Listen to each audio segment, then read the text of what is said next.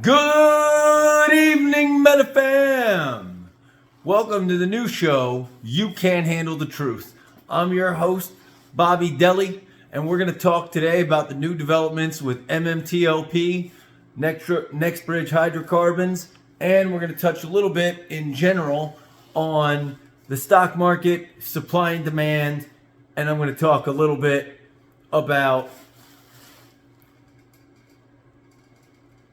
how the market creates fake supply. So first things I want to start with today is I see a little bit of worry out there, and I want to remind everybody here, they did not steal your money, okay?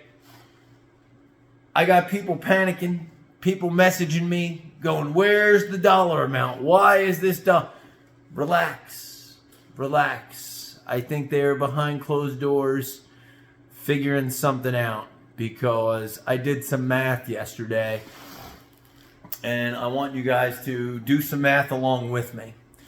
We all know there's the 165 million authorized shares. Now, I started thinking about it and I said, well, how bad could this short thing really be? There's estimates of 80 million, 280 million. No one really knows. But I thought about it and I said, just as an example, if the DTCC controls that 165 and hands it out to brokers, let's say it hands it out to 10 brokers. If each one of those 10 brokers were to have 16.5 million shares each, and each one of those brokers with their 16.5 million would either A, sell it to us willing buyers, or B, loan it to be shorted anywhere up to 3 times, this would be somewhere in the neighborhood of 495 million shares, creating the obvious overage we all know about. But then after I started thinking about it, I said, how about all the other countries? How about Europe? Are they doing the same thing? Could this thing really have 1 billion shares? At which point, what's the solution to this problem? It's not going to be an overnight fix, but I don't think that it's going to be a long, drawn-out process either. I believe that the powers that be are going to want this thing to go away as fast as humanly possible. This thing has been brought entirely to public, just like GME, just like AMC, okay, and many others. I'd like to remind everybody that on that January day, 2 Januaries ago, when everything exploded, all these heavily shorted stocks, it was not just one, it was not just 2, it was 30, 40, 50, 60 stocks, man. All the frickin' highly shorted ones, MVIS, AMC, GME, Clove. There were hundreds of stocks that just frickin' shot up out of nowhere. They don't want this to happen again. They're going to fix this problem, and the theory here has been lately that they're going to fix it on the gray market. Now, I got people calling me going, my broker won't let me trade on the gray market. We have to wait for the instructions to come down from FINRA and the DTCC.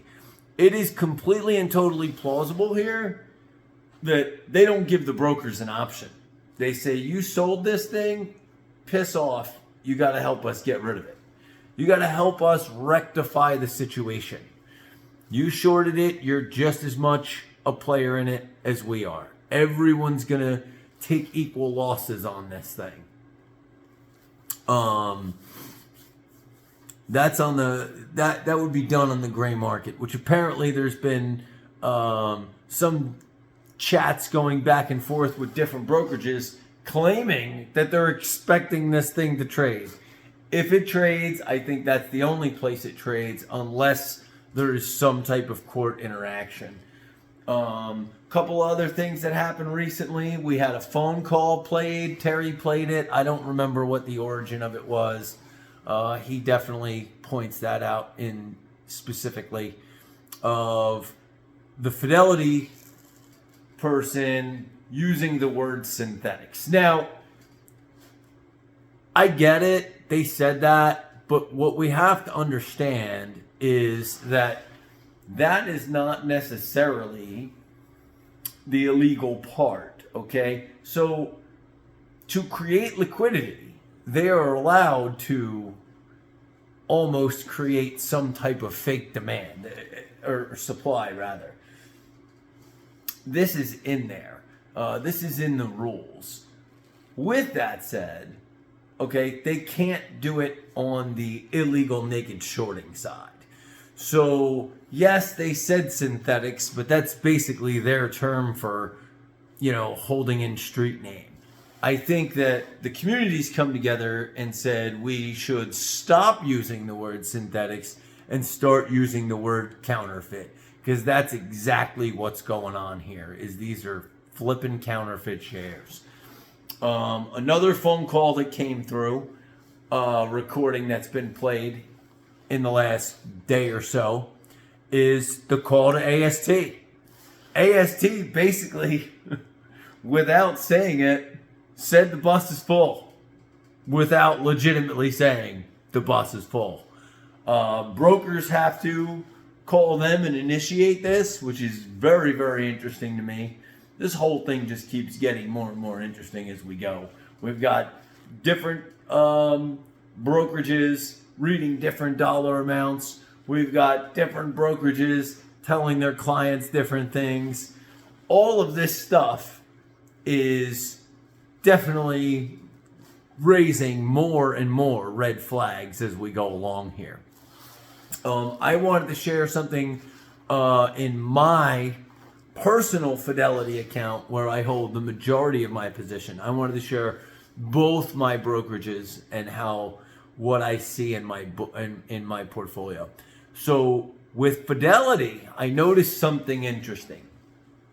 Last week, when I clicked on my total account, okay, it showed two different values in 2 different days. So I don't have very much other holdings in there other than I'll just say a position in MMAT. I won't tell you how many. But one day it read minus $12,000. The next day it read minus $19,000. And now for the last 2 days, it's read minus $35,000. How that's possible when there's no dollar amount given to my MMTLP placeholder is the part that I can't seem to fathom. I've played with it, I've gone on, I've touched 1 month, 3 months, and a year, and year to date, and I took screenshots of all of it. I'm going to attempt to reach out to Fidelity probably tomorrow and see what their explanation is. If anybody else has seen anything like that, let me know in the comments. The other interesting thing I saw, and I know I'm going to catch flack here, Robinhood, I have my original BS 125 shares from when I had jumped in the torch thing just to, smelled interesting to me, so I jumped in. My 125 shares there are gone per se. It says NextBridge Hydrocarbons. It has that placeholder ticker, MM whatever, TZZZZ. The problem is, any of the statistics under it all have slashes. There's nothing. No value, no share amount, no nothing. So that part has been a little confusing to me as well. The other thing I just want to touch on, and I've been thinking about this, everybody here knows that's been coming to watch me knows that I have taken a bath on my MMAT position.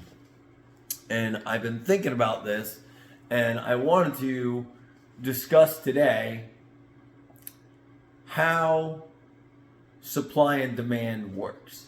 So I've had people say, Meta's balance sheet is bad. That's why it's not, the stock goes down. Yeah, to an extent, right? but things are worth what somebody's willing to pay for them, right? So, for example, let's just use the original Michael Jordan shoe, okay? I don't know how many pairs exist of that shoe, and I don't know what it's worth. I'm not a sneakerhead. I'm sure somebody in the chats is going to correct me, but we're just going to use the hypothetical Jordan shoe and say that there's 100 original pair in mint condition, and each one of those pair is fetching $50,000. Now, when that shoe came out, maybe it was $100, $150 back in the 80s. Okay? That doesn't mean that it's not worth that $50,000 that somebody's willing to pay for it. Now, if I were to go create identical, unfigure-outable that it's fakes, 50,000 fakes, I could basically deflate the price of the original 10 that are up for sale for 50 grand if I could produce fakes, reproductions that no one knows are reproductions, by putting them up for sale for $40,000, and then $20,000, and then $10,000, and so on and so forth. If I just keep creating fake supply, who's going to pay the $50,000 for the original shoe? No one. And that's basically what happens here on the stock market. We just keep creating and creating and creating, these market makers, fake supply. And then they hide it as if no one will ever find out. I've said this numerous times. What has changed in the world in the last 50 years is the exchange of information. Okay, there are smart people out there who can add and subtract and multiply. And we've figured this out, that this corrupt system is flat out fucking bullshit, to be honest with you. It's a fucking sham.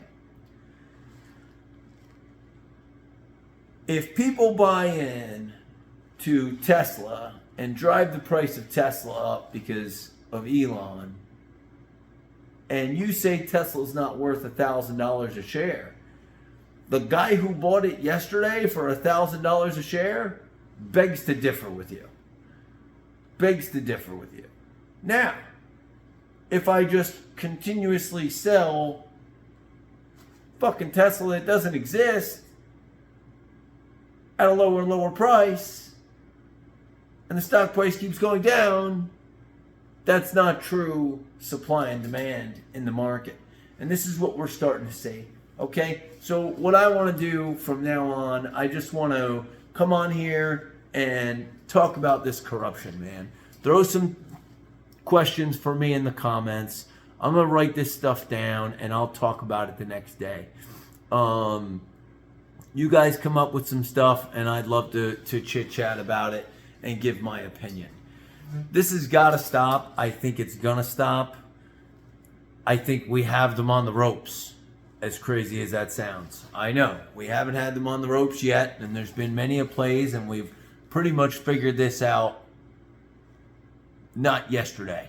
Okay? So while we all may have been born at night, it most certainly was not last night. With that said, I think we're going to get these fuckers, and this nonsense is going to stop, and we're going to get back to a market that is based on true supply and demand. And companies can grow off of the stock market. Too many companies are going to start saying, screw this, we're going private. Screw this, we're going to friggin' partner with this guy. Before we know it, Elon's going to own the whole damn stock market just so this friggin' corruption will stop. Hopefully that's his next project. I want to just throw a shout out to the YouTubers out there, man. Roller Pigeon coming out with some great stuff. Tony Market Moves coming out with some great stuff.